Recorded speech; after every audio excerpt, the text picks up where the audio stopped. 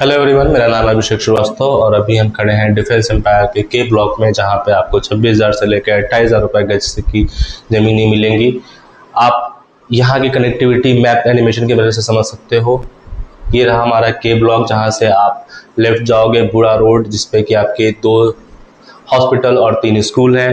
Right में आपका स्पर्श ग्लोबल है और सीधे निकलोगे तो आप डायरेक्टली 130 मीटर रोड जो है, जो मेन हाईवे है, उससे आप कनेक्ट हो जाओगे, वो भी मात्र 800 मीटर की दूरी पर।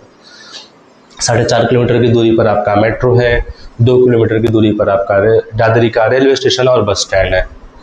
आज ही आप अपना यहाँ पे विजिट प्लान करो और अपना प्लॉट चूज करो। दिए गए नंबर पर आप मुझे मैसेज कर सकते हो या कॉल कर सकते हो। धन्यवाद।